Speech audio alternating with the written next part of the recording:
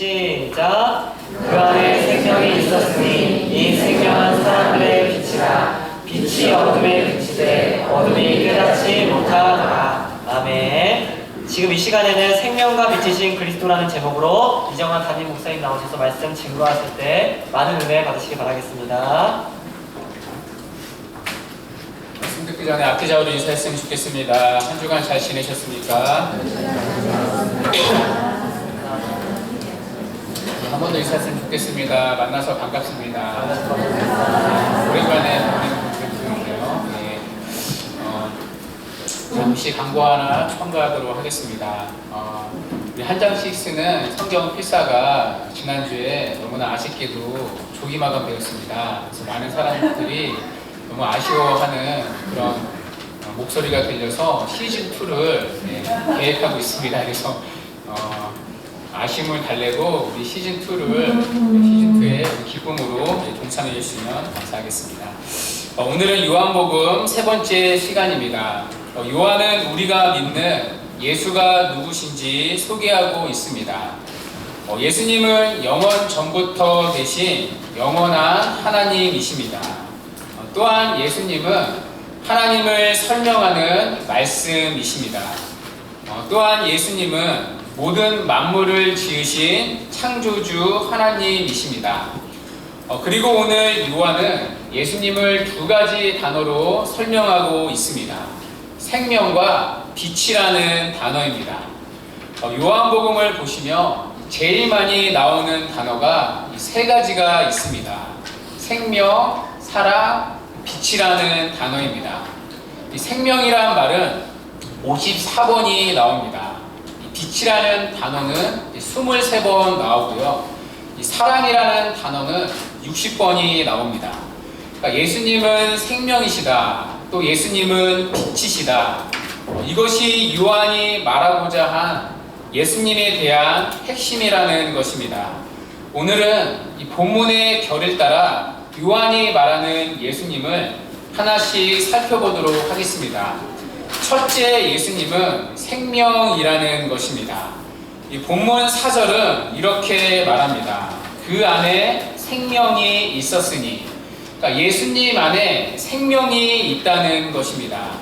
그 생명으로 이 땅의 모든 생명을 창조하셨습니다.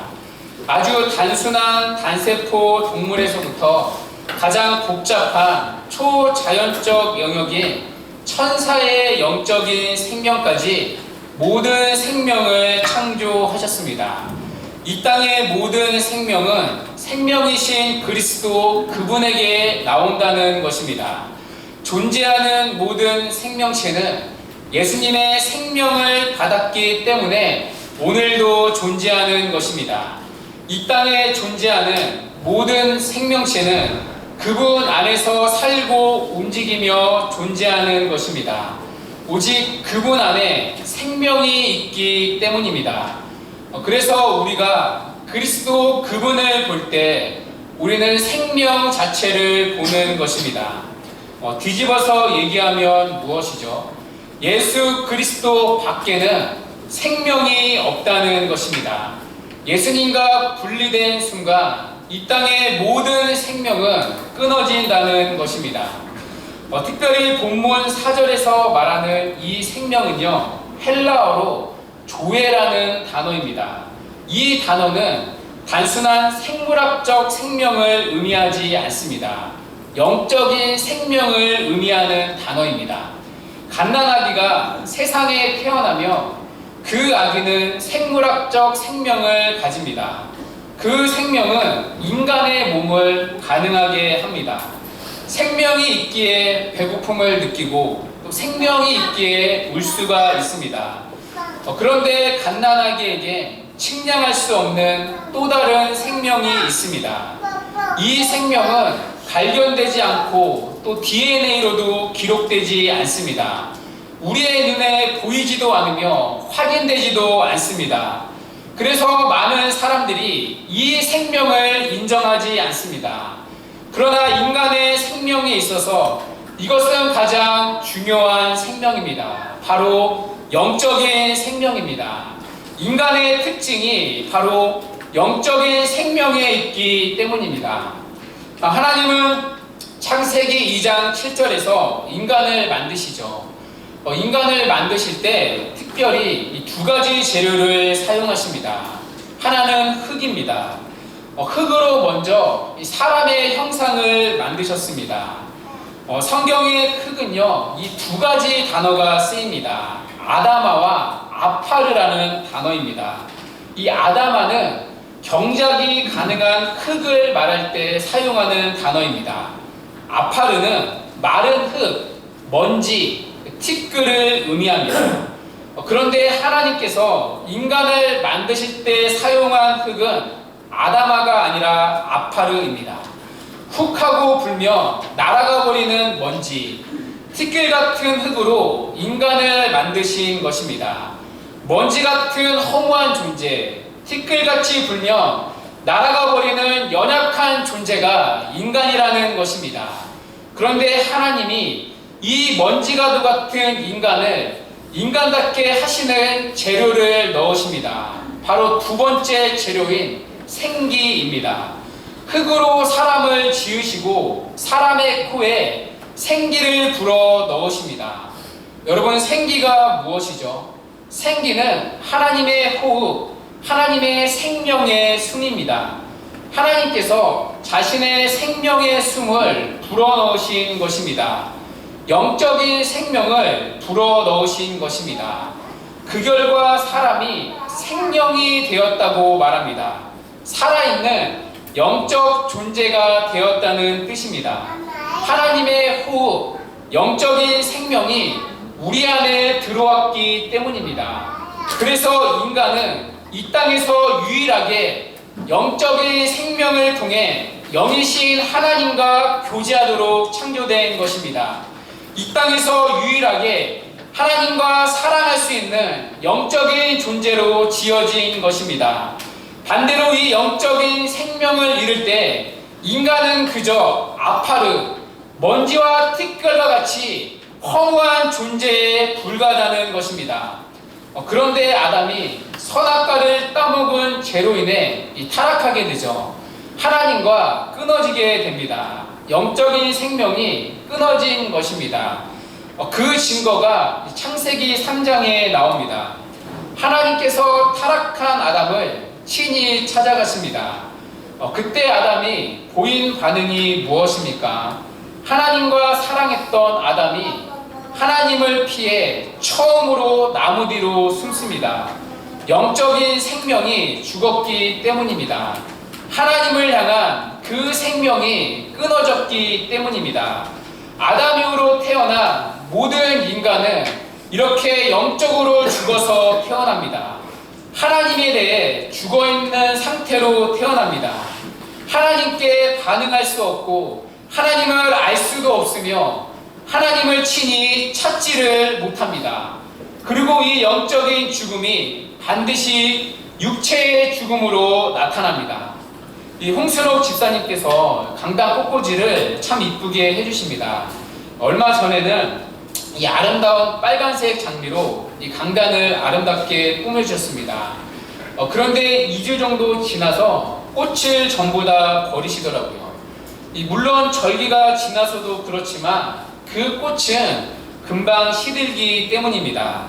그러니까 겉으로 봤을 때 그렇게 이쁘고 싱싱해 보이던 꽃이 사실상 죽은 꽃이었기 때문입니다. 왜냐하면 뿌리로부터 잘렸기 때문입니다.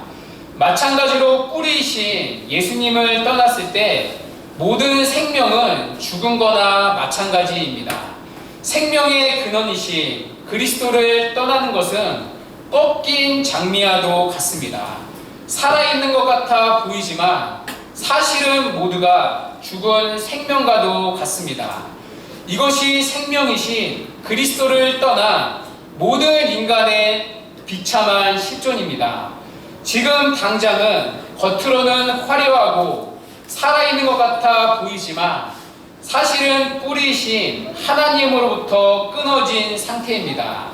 하나같이 영적으로 이미 죽은 상태입니다. 이 영적인 죽음으로 인해 인간은 서서히 시들어 죽게 됩니다. 죽음의 본색이 반드시 드러나게 됩니다.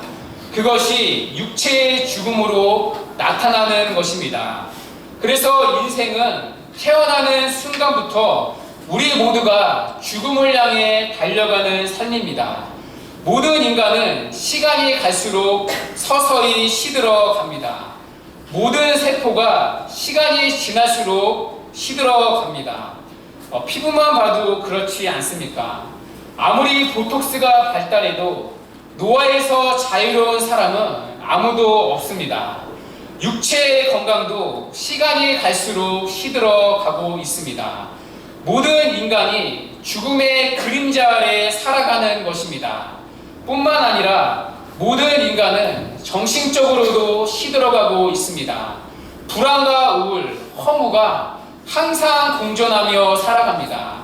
영적인 생명이 끊어진 모든 인간은 아파르, 결국 먼지와 티끌에 불과한 허무하고 연약한 흙과 같은 존재이기 때문입니다. 이 죽음의 그림자에서 벗어날 수 있는 사람은 아무도 없습니다. 그곳에서 우리는 진정한 생명을 찾아볼 수가 없습니다. 왜냐하면 생명이신 그리스도로부터 모두가 끊어졌기 때문입니다. 그래서 예수님이 이 땅에 오실 때 생명으로 오셨다는 것입니다. 특별히 영적인 생명으로 오신 것입니다. 영적인 생명으로 오셔야 영적으로 죽어있는 우리를 살릴 수 있기 때문입니다. 그래서 언제나 성경이 집중하는 생명은 육체적 생명이 아니라 영적인 생명입니다. 한마디로 질적인 생명입니다. 그리스도 안에 살아있는 생명, 그리스도와 함께 더불어 살아가는 질적인 생명을 의미합니다. 그래서 요한복음은 영생을 이렇게 설명합니다. 요한복음 17장 3절인데요. 우리 다 같이 한번 17장 3절 읽어보도록 하겠습니다. 시작. 예수 그리스도를 아는 것이라. 아멘. 요한은 영생을 시간적 개념으로 설명하지 않습니다. 단순히 죽은 다음에 쭉 살게 되는 그런 육신의 생명을 의미하지 않습니다. 요한이 말하는 영생은 질적인 생명입니다. 하나님과 그 아들 예수 그리스도를 알아가는 것입니다. 하나님이 주시는 생명을 가지는 것, 그래서 하나님과 함께 더불어 교제하며 살아가는 그리스도 그분을 알아가는 질적이고 관계적인 생명을 말합니다. 그래서 영생이란 우리가 단순히 죽어서 누리는 생명이 아닙니다. 예수 그리스도를 믿고 거듭난 자들이 이 땅에서 누릴 수 있는 질적이고 관계적인 생명을 말합니다. 예수님은 요한복음 10장 10절에서 이렇게 말씀하십니다. 내가 온 것은 양으로 생명을 얻게 하고 더 풍성히 얻게 하려는 것이라. 예수님이 오신 이유는 영적인 생명, 영생을 주기 위해서라는 것입니다. 그러나 그것으로 끝나지 않습니다. 그 생명을 더 풍성히 누리도록 하기 위해서라고 말합니다. 이 영적인 생명, 질적인 생명을 풍성히 누리는 데 있다는 것입니다. 하나님의 관심은 육신의 생명이 아니라 영적인 생명, 질적인 생명에 있다는 것입니다. 영적으로 죽었느냐 살았느냐, 그리고 이 영적인 생명을, 질적인 생명을 풍성히 누리느냐에 그분의 모든 관심이 있습니다. 영적인 생명이 없는 모든 인간은 결국 아파르, 먼지와 티끌과 같은 흙에 불과하기 때문입니다.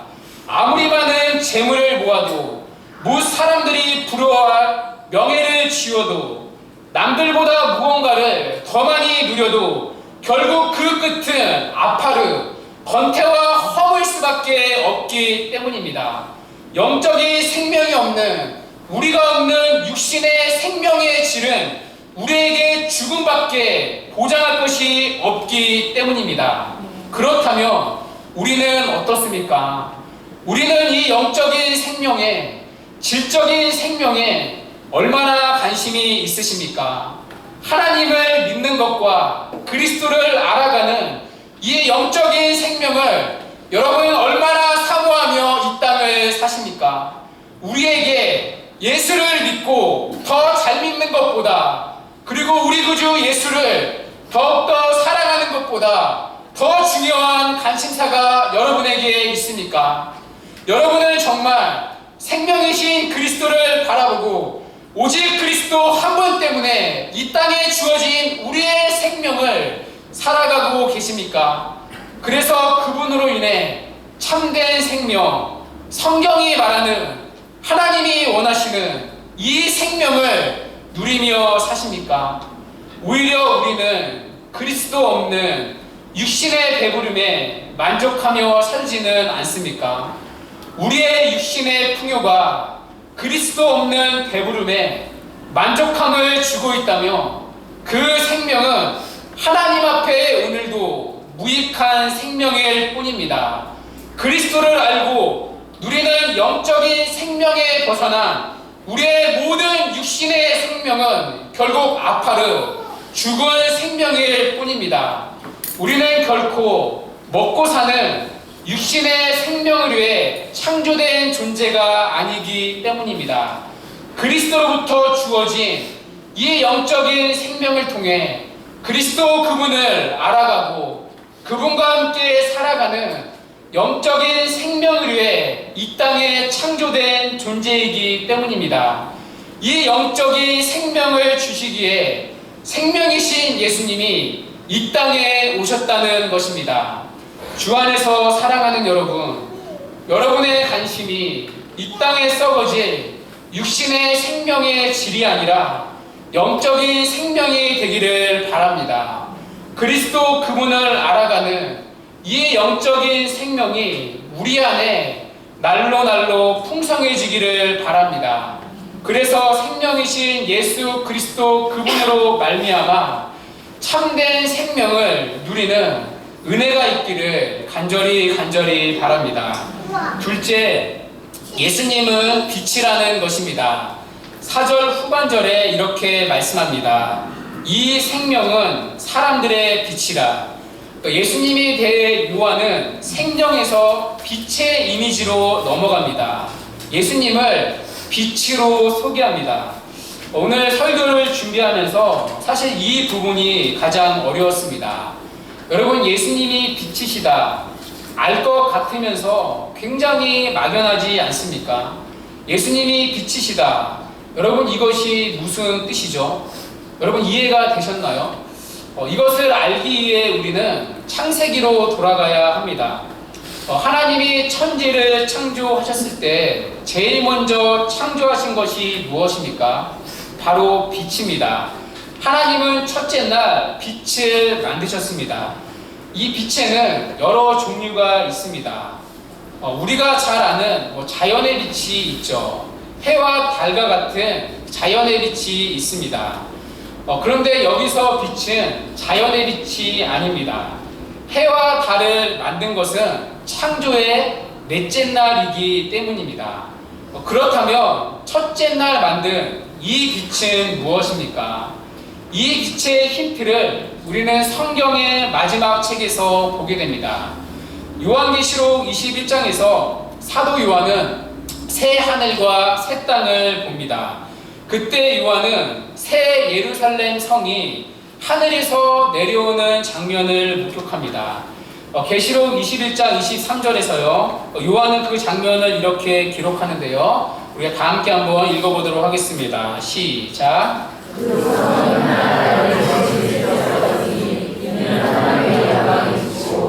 우리 향이 그 눈물이 됐습니다. 아멘. 새 예루살렘의 특징이 무엇이죠? 태양과 빛이 없다는 것입니다. 그 빛이 더 이상 필요치 않기 때문입니다. 왜냐하면 하나님의 영광의 빛이 온전하게 비치기 때문입니다. 성경 처음과 끝에 빛이 등장합니다. 그 그리고 이 빛은 모두 창조와 관계가 있습니다. 처음의 빛은 천지 창조였습니다. 또 마지막 빛은 새 하늘과 새 땅의 창조와 관련이 있습니다. 그리고 이 빛의 정체를 계시록은 분명히 밝힙니다. 하나님의 영광을 비추니라. 그렇다면 창세기 1장이 말하는 이 빛은 무엇입니까? 태양빛이 존재하기 전에 만들어진 이 빛은 무엇이죠? 하나님의 영광을 비추는 빛이라는 것입니다.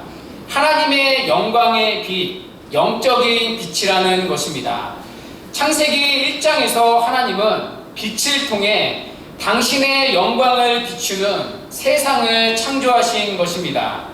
처음에 에덴 동산에 아담과 하와는 이 영적인 빛을 통해 하나님과 교제하며 살았습니다. 이 영적인 빛을 통해 하나님을 알고 그분을 온전히 기뻐할 수 있었습니다. 그런데 아담과 하와가 타락하자 이 영적인 빛을 잃어버리게 되었습니다. 죄로 인해 타락한 아담은 하나님의 영광의 빛을 더 이상 볼 수 없게 되었습니다. 그 예로 타락한 아담에게 하나님이 찾아오시자 아담은 즉시 숨었습니다. 하나님을 아는 빛을 잃어버렸기 때문입니다. 영적으로 어두워졌기 때문입니다. 타락한 아담 이후에 모든 인류는 영적인 어두운 가운데 오늘도 살아갑니다. 이것을 구체적으로 설명하는 것이 고린도후서 4장 4절인데요.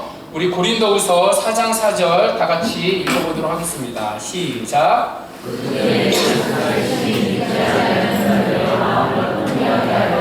그리스도의 영광의 복음의 권세가 지지 못하게 하느니 그리스도는 하나님의 형상이니라. 아멘. 여기서 혼미케 하여는 헬라어로 티플로라는 단어입니다. 그러니까 직역하면 눈을 멀게 하다는 뜻입니다. 여기서 눈은 영적인 눈을 의미합니다. 그러니까 이 세상의 신 사탄이 모든 사람의 영적인 눈을 멀게 한다는 것입니다.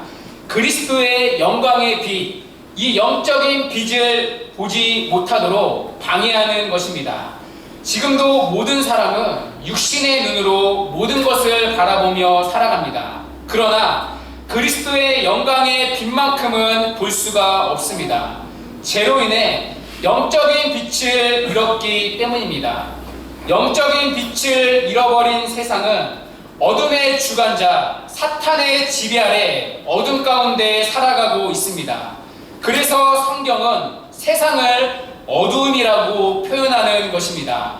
그래서 예수님이 이 땅에 오실 때 빛으로 오셨다는 것입니다.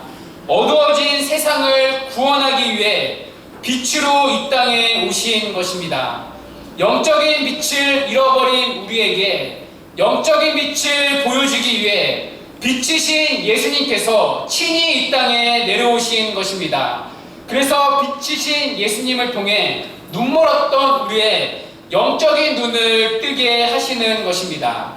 빛이신 예수님을 통해 하나님의 영광의 빛을 볼 수 있도록 더 이상 어둠이 아니라 그 빛에 사로잡혀 살아갈 수 있도록 우리를 구원하시는 것입니다. 그래서 죄로 타락해 혼돈과 어둠 가운데 있는 우리를 재창조하십니다. 마치 천지가 창조되는 첫째 날 혼돈과 어둠 가운데 하나님의 말씀으로 비추었던 그 빛이 요한복음의 첫째 날 어두운 세상에 빛을 비추심으로 하나님은 이 세상을 그리고 타락한 우리를 새롭게 창조하시는 것입니다. 그런데요, 이 빛이 비쳤을 때 어떤 일이 벌어집니까? 5절 하반절에 보시면 이렇게 말씀합니다. 빛이 어둠에 비치되 어둠이 깨닫지 못하더라. 여기서 한글 번역에 아쉬움이 있습니다. 여기서 깨닫지 못하다는 헬라어로 카타람바노입니다. 이 단어는 이 두 가지 뜻이 있습니다. 하나는 깨닫다라는 뜻이고요. 또 하나는 이기다라는 뜻입니다. 여러분이 가지고 계신 성경책이 꽤 괜찮은 성경책이라면 풋노트로 달려있을 것입니다. 그런데 어법상 깨닫다가 아니라 이기다라는 뜻이 맞습니다. NIV 영어 성경 역시 understand가 아니라 overcome으로 번역합니다. 그러니까 어둠의 권세는 이 빛을 이길 수 없다는 것입니다. 어둠은 이 빛을 끄기 위해 수많은 시도를 해왔습니다. 사탄은 예수가 태어나지 못하도록 다윗의 자손의 계보를 끊기 위해 수많은 시도를 해왔습니다. 예수님이 태어나자 사탄은 예수님을 죽이려고 모든 아기를 죽게 만들었습니다. 사탄은 직접 예수님을 찾아와 자신에게 절하도록 유혹했습니다. 하나님의 말씀에 순종하지 못하도록 끊임없이 미혹한 것입니다. 겟세마네 동산에서도 예수님을 찾아와 시험했습니다. 예수님이 가시는 곳마다 사탄은 예수님을 대적하며 그래서 그분을 끊임없이 죽이려 했습니다. 하지만 어둠의 권세는 결코 그 빛을 꺼뜨리지 못합니다. 오히려 그 빛이 어둠을 이기셨습니다. 그 결정적 증거가 무엇입니까? 바로 예수님의 십자가 사건입니다. 예수님은 십자가와 부활을 통해 어둠의 권세를 물리치시고 이 땅 가운데 승리를 주셨습니다. 그래서 예수님은 이렇게 선포하십니다. 세상에서 환난을 당하나 담대하라. 내가 세상을 이겨노라. 여기서 우리는 중요한 하나님의 일하심을 발견합니다. 겉으로 보기에 예수님의 사역이 늘 어둠을 이긴 것이 아니라는 것입니다. 겉으로 보기에 사탄이 예수님을 이긴 것처럼 보입니다. 예수님의 십자가 사건을 보십시오. 1차적인 액면가로 보면요, 사탄이 예수님을 죽였습니다. 사탄은 최선을 다해 예수님을 죽이려 했습니다. 예수님을 팔았던 가룟 유다, 예수님을 십자가에 넘겼던 빌라도 역시 그 배후에 사탄이 있었습니다. 그리고 마침내 사탄의 계획은 성공한 것처럼 보입니다. 마치 어둠이 빛을 이긴 것처럼 보입니다. 그런데 예수님은 9회 말 투아웃에 역전 홈런을 날리십니다. 십자가에 달리신 예수님의 마지막 외침이 무엇입니까? 내가 다 이루었노라. 예수님이 이 땅에 오신 모든 구속의 계획을 이루었다는 것입니다. 겉으로 보기에 마귀가 예수님을 죽인 것처럼 보입니다. 우리의 눈에는 예수님이 실패한 것처럼 보입니다. 그러나 하나님은 예수님이 달린 십자가의 죽음을 사용하셔서 당신의 구속 역사를 성취하셨다는 것입니다. 이것이 이 땅에 하나님의 일하시는 방식입니다. 예수를 믿는 자에게 실패는 실패가 아니라는 것입니다. 하나님은 겉으로 보이는 실패와 좌절을 통해 또 다른 일을 이루신다는 것입니다. 악을 선으로 바꾸시는 하나님, 어둠을 이기신 하나님, 이것이 우리가 믿는 빛이신 그리스도이시기 때문입니다. 이것이 어둠을 이기신 빛이신 예수를 믿는 성도가 이 땅에서 가지는 배짱과 담대함입니다. 그리고 이것은 예수를 믿은 수많은 믿음의 선배들 안에서 확인된 진리입니다. 종교개혁자 마틴 루터는 어느 날 바르크부르크 성에 갇히게 됩니다. 그곳에서 루터는 10개월 동안 밖으로 움직일 수가 없었습니다. 그때 루터는 심한 우울증에 빠졌다고 합니다. 진리를 지키기 위해 아무것도 할 수 없다고 느꼈기 때문입니다. 겉으로 보기에 그동안 불붙은 종교개혁의 불꽃이 한순간에 꺼지는 것처럼 보였기 때문입니다. 그러나 루터는 여기서 독일어 성경을 번역합니다. 훗날이 독일어 성경을 통해 바른 복음이 지금의 개신교가 세워지는 영적인 도화선이 되었습니다. 그리고 이때부터 루터는 종교개혁의 중요한 가르침이 담긴 12권의 책을 저술하게 됩니다. 진리를 수호하기 위해 직접 뛰지는 못했지만 하나님은 그를 통해 종교개혁의 놀라운 반전을 일으키신 것입니다. 겉으로 보이는 실패와 좌절을 통해 하나님은 새롭고 놀라운 빛의 일을 하셨다는 것입니다. 그리고 이것은 오늘날 우리의 삶에서 여전히 적용되는 하나님의 일하시는 방식입니다. 여러분의 삶 가운데 겉으로 보이는 실패와 어두움이 있으십니까? 하나님은 우리의 실패와 어두움을 통해 또 다른 일을 이루십니다. 악을 선으로 바꾸시는 하나님, 어두움을 이기신 하나님, 이것이 우리가 믿는 빛이신 하나님이시기 때문입니다. 이 시간 또 다른 역사를 이루시는 하나님을 기대하는 은혜가 있기를 바랍니다.